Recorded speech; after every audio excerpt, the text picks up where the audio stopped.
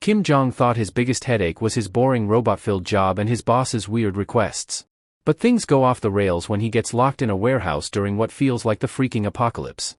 Just when he thinks it can't get worse, he unlocks a wild power to store whole buildings in his personal subspace.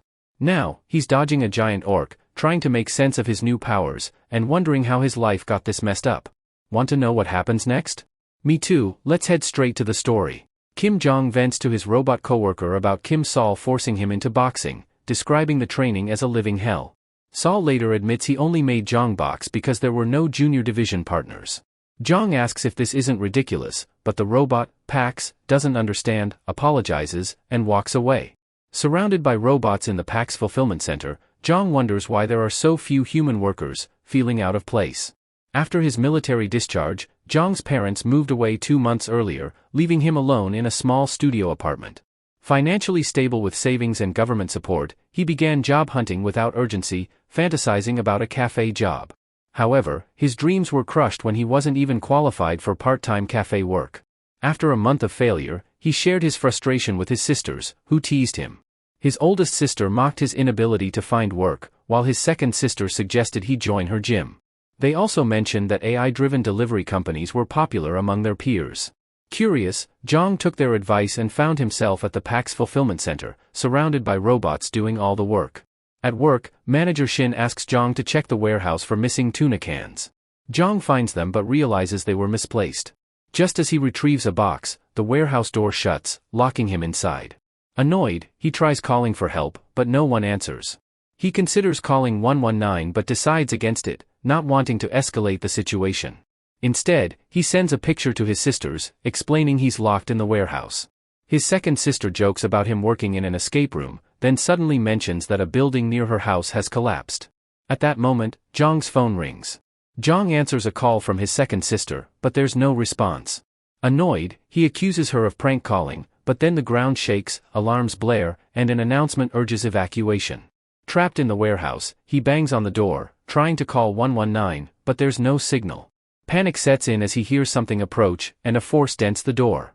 Realizing whatever is outside isn't human, Jong hides, terrified. For 3 days, he survives on tuna. The blaring alarms are finally silenced, but no one comes to rescue him. He wonders if there's a war happening outside and writes a final note on his phone, hoping the soldier who finds his body will stay safe. Suddenly, a system notification appears, revealing he has awakened a new ability, access to a personal subspace, level 1, where he can store objects. Bitterly laughing, Jong tests the ability by storing the entire Pax fulfillment center. The system asks if he wants to proceed, and he agrees. The building shifts, knocking him to the ground. Stunned, he notices dead bodies around him and vomits. The system continues updating, showing 6% progress in searching for an operating system. As he processes this, a massive creature approaches. A growl echoes, similar to what he heard 3 days ago. Jong panics and runs, realizing a giant orc is chasing him. The system flashes again, announcing synchronization is complete, and asks if he wants to enter his subspace. Desperate, he shouts yes, just as the orc catches up. Expecting to be struck, he closes his eyes, but nothing happens. When he opens his eyes, the orc is unable to approach. Confused, Jong asks why. A drone informs him that nothing can enter or leave the subspace without his permission. Jong realizes he's now inside his subspace, safe from the orc. Shocked, he looks around and finds himself back in the Pax fulfillment center, struggling to comprehend everything that's happened, unsure of what comes next. Jong, still in shock, asks Pax if the entire fulfillment center is really stored in his subspace. The system confirms that Jong has entered subspace for the first time, triggering a tutorial and earning him a mana stone, which materializes in his hand. Confused about the mana stone, he's interrupted by an orc violently punching the entrance to his subspace. Worried, Jong asks Pax again if the orc can enter, and Pax reassures him that it cannot. The system then provides details about Pax's fulfillment center, a 5-story building spanning 33,000 square meters with products designed to improve lives. It also reveals a shipping speed of 60 kilometers per hour, with a shipment capacity of 1 item and a size limit of 2 meters. Jong, confused about shipping speed, asks about the 2 minutes remaining before maintenance. Pax explains that the facility will shut down unless powered up and that mana stones now powers the system since its energy source was modified for subspace. Still baffled, Jong wonders if Pax has somehow become smarter. Suddenly, the lights go out. Pax informs Jong that the power has been cut, putting Pax Fresh at risk. Jong knows Pax Fresh delivers perishable goods like vegetables and meat. Realizing food is crucial in the chaotic, war-torn outside world, he asks if one mana stone can really power the facility for 24 hours. Pax confirms this, and Jong asks how to get more mana stones. Pax explains that mana stones can be harvested from beings of another world. Jong looks outside and realizes that the furious orc is one such being. Without hesitation, Jong instructs Pax to use the mana stone to restore power, which it does, notifying him that one mana stone has been used. Jong asks if he can still retrieve items from the fulfillment center, and Pax confirms that he can. He quickly searches for weapons, grabbing a camping hand axe, a folding steel knife, and a kitchen knife. However, he doubts that the knives can penetrate the orc's thick muscles and worries about running out of stock if he throws them too freely. Looking at the orc, Jong realizes that as long as he stays inside the subspace, the orc will remain outside waiting. He decides to injure it gradually. After throwing the axe and failing to injure the orc, which only grows angrier, Jong curses in frustration. Pax soon informs Jong that there are only 15 camping axes in stock, the same number as before he took one out. Suspicious, Jong checks the warehouse and sees the axe embedded in the ground. Pax explains that the items in the warehouse are converted into data, meaning they can be duplicated. Jong asks if the logistics center has infinite stock, and Pax confirms it does. Realizing he no longer needs to conserve resources, Jong jokes that his shoulder might give out before the orc does. Pax then tells him he doesn't need to throw items manually, the system can ship products outside of subspace. Shipments are possible once every 30 seconds, although the time can be reduced by enhancing the skill. Curious, Jong asks how to enhance the skill, and Pax explains that he just needs to think of the item and say ship to have it delivered. Jong tests it by shipping the axe, which flies out at high speed and strikes the orc, exploding its head on impact. Stunned, Jong asks what just happened. Pax clarifies that the default shipping speed is 60 km per hour, and Jong finally understands what shipping speed means. Pax also reveals that the speed can be adjusted up to 75 km per hour, but to increase it further, he will need more mana stones. Jong, now more determined, tells Pax that they need to gather more supplies. He changes into lightweight combat gear, combat boots, tactical pants, and a Pax fulfillment center uniform. He then pulls out a map of the Seoul metropolitan area and marks Gwangjin, Gangnam, Yeong, and Dabong districts as key locations. Realizing that Gunpo is the nearest starting point, he knows he has to act fast. For transportation, Jong chooses a Duelan Kodiak Sports electric bicycle. Though not as fast as a car or motorcycle, the 16.5 kilogram bike is ideal for his needs. He activates its lights and rides out of subspace, mentally preparing for the journey ahead. As he rides, he reassures himself that his family just needs to hold on a little longer because their youngest is on his way to save them. 30 minutes after leaving subspace, Jong has killed 12 orcs, learning two crucial things about his abilities in the process. While riding his bicycle, an orc lunges at him. Jong quickly kicks his bicycle away and jumps back into subspace just in time, narrowly escaping the orc's grasp. Now that he's had time to use his power in combat, he realizes just how overpowered it is. He ships an axe outside, slashing the orc's shoulder. Although the orc becomes enraged, slamming its fists against the subspace entrance, Jong knows he missed his target due to the shipping cooldown and its limited 10-meter range. He understands that he can upgrade his ability using mana stones. Jong also discovers another aspect of his ability, product retrieval, which automatically retrieves dispatched items. After missing his first throw, the axe floats back into the subspace, surprising the orc. 30 seconds later, Jong ships the axe again, this time successfully hitting the orc's head and killing it instantly. He realizes that product retrieval is convenient, not just for normal items like axes but also for mana stones, which are automatically transferred to him after killing enemies. The system informs him he now possesses 13 mana stones. He likens it to collecting money and appreciates the safety of subspace, knowing he can't die while inside. Determined to bring his family into subspace as soon as possible, Jong continues his journey.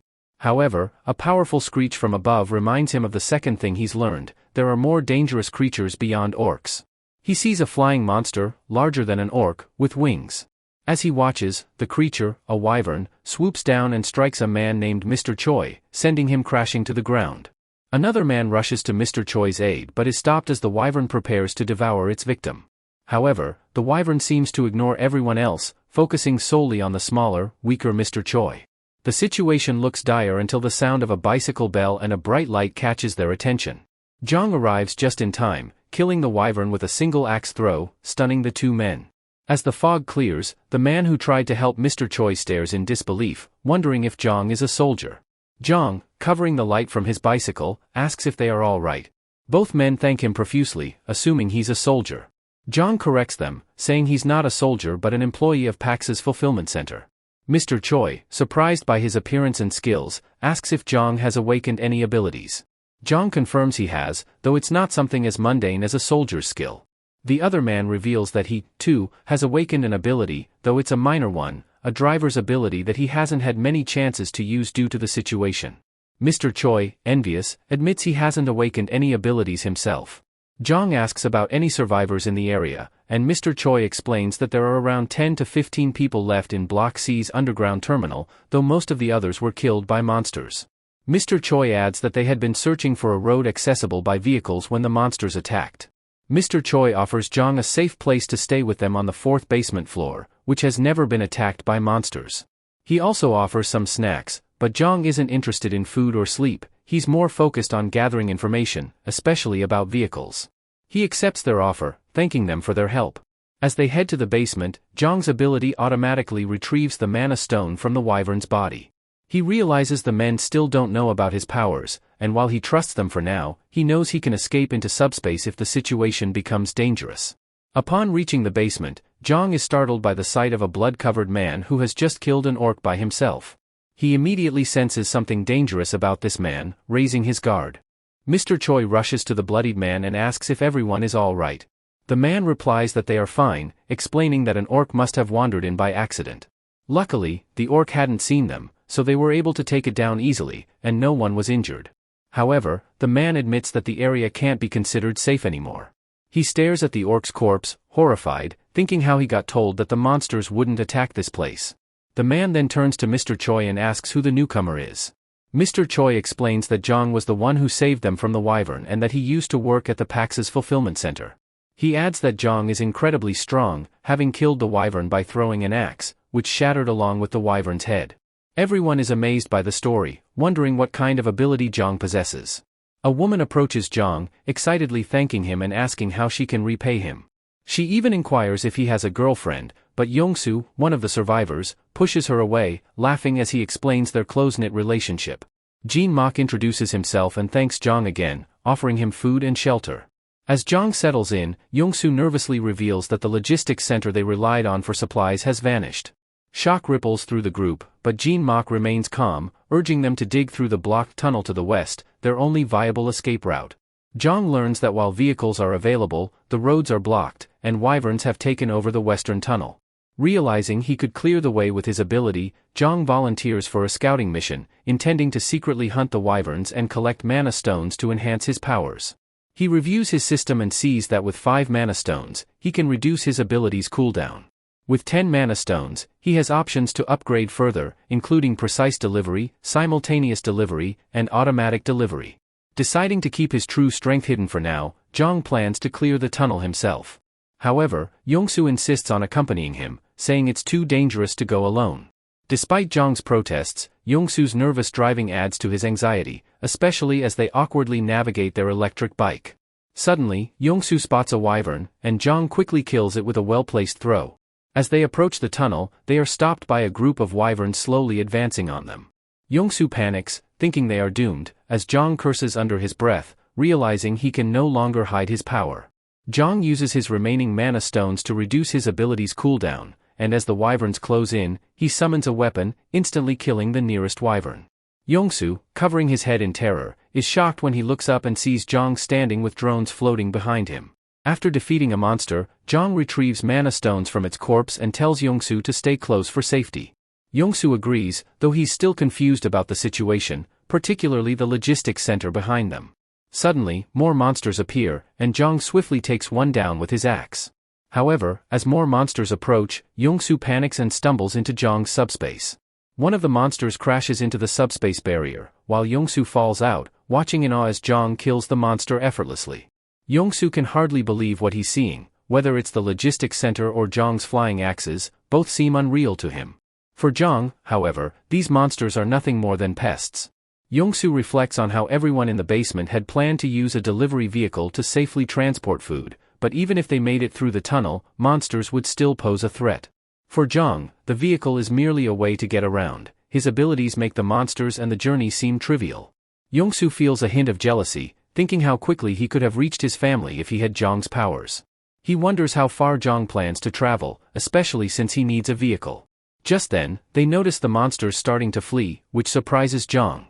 He realizes the creatures are smarter than they seem, choosing to escape instead of attacking further. While collecting mana stones, Yongsu notices a blue stone hovering in the air and asks Jong what it is. Jong is surprised Yongsu has never seen a mana stone before and explains that they enhance his abilities. Thereafter, Yongsu remarks that Jong could easily clear the entire tunnel alone with his powers. Jong clarifies that he hasn't planned to clear it, he just wants to scout it out. Yongsu then apologizes for tagging along, but Jong reassures him that it's fine, admitting he wouldn't have found the tunnel without Yongsu's help. Jong suggests they head back, warning that although the wyverns have retreated, they might return soon. Yongsu then asks how far Jong plans to travel, given his need for a vehicle. Jong reveals that his final destination is Wujongbu near the Gangnam district, where his family is. This surprises Yongsu, as his own destination, Indioquan, is along the same route. Yongsu asks if he can travel with Jong until they reach Indioquan, explaining that even if he gets through the tunnel, he's not confident he can make it home safely on his own. Moreover, Yongsu promises to help Jong reach Gangnam faster and swears he won't be a burden, even offering to provide food. Jong begins to see the value in the partnership. Yongsu's driving skills are reliable, and if he joins him, he won't risk exposing Jong's abilities. Concerned that revealing his powers could make him a target for manipulation or worse, Jong agrees, and Yongsu excitedly accepts. Jong warns Yongsu to keep his powers a secret and to ensure that no one interferes with his plans. Yongsu eagerly agrees, but soon after, he excitedly tells everyone that Jong will clear the tunnel on his own with his awakened abilities. Jong is stunned as Yongsu spills the secret, and the others become eager to see Jong in action. Realizing he's been put on the spot, Jong curses his luck but decides to take responsibility. He declares that by the next morning, the tunnel will be cleared for everyone to pass through. Jong reasons that helping them is the best course of action. If their supplies run out, chaos will likely ensue. Clearing the tunnel will ensure their safe departure. The group's manager approaches Jong, expressing gratitude for his efforts and offering some of their food as thanks.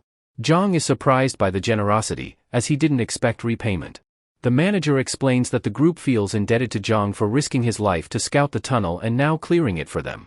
Although Jong tries to decline, saying the food should be saved for their families, Yongsu steps in and convinces him to accept it.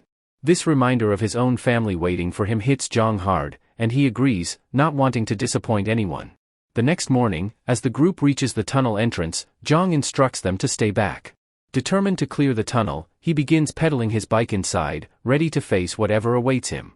As Jong approaches the tunnel, he spots monsters ahead. Before engaging in battle, the scene flashes back to his childhood. A young Jong, sore from a fight with his sister, complains to their father, sparking another argument between the siblings. Their father, instead of intervening, comments on how lucky they are to have each other, reflecting on his own experience as an only child and reminding them that family is precious. Their mother bursts in, starting an argument with their father, but amidst the chaos, Jong feels the warmth of family. The scene transitions to the night before the tunnel expedition, with Jong watching the others anticipate reuniting with their families. Remembering his own family moments, Jong is touched by how precious those connections are. While everyone sleeps, Yongsu wakes up and notices Jong is gone. After searching, he finds Jong loading a vehicle with supplies. Yongsu is shocked by the amount of food Jong is giving away, and even more astonished when he learns that Jong has packed 15 other vehicles with the same amount. Jong asks Yongsu to keep this a secret and reassures him they still have plenty left for their journey. Yongsu realizes that Jong must have been incredibly stocked to be so generous.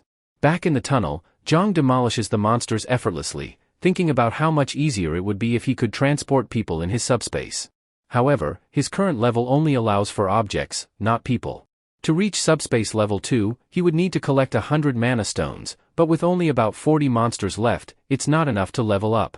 Jong reflects on his need to find another way, as he hopes to one day bring his family into his subspace. Suddenly, he notices a particularly large wyvern-like monster among the fleeing creatures. Jong senses it might be a boss-level monster, though he's unsure. Outside, the group anxiously waits for Jong. Some begin to worry, but finally, they see him casually pedaling out of the tunnel, his uniform smeared with blood. The group celebrates joyfully, relieved that Jong has cleared the path. They prepare to part ways and reunite with their families, expressing gratitude to the manager for staying with them. Before they leave, Jong hints at a special gift he prepared in the cargo hold, intriguing everyone. They board their trucks, wave their goodbyes, and head down separate roads. Inside the truck, Jong sits in the passenger seat, preoccupied with the monster he saw. He's unsure if it was a wyvern, as it fled too quickly for a good look, but wonders if it was a leader or an adult version of the others. Jong's thoughts are interrupted by a strange crunching sound under the truck. Looking down, they realize the truck has run over dead bodies. The driver's face is filled with sadness, but with corpses and wreckage everywhere, they have no choice but to keep moving. Jong reflects that if his military discharge had been delayed by 3 months, he might have been among the dead soldiers they passed. Suddenly, Yongsu calls out, pointing ahead at a road blocked by barbed wire, likely set up by the military to contain something.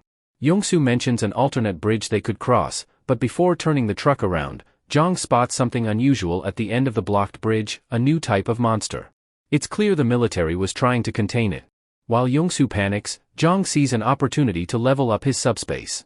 He notices a narrow pedestrian sidewalk along the road, blocked on both sides, and asks Yongsu if they can squeeze the truck through it.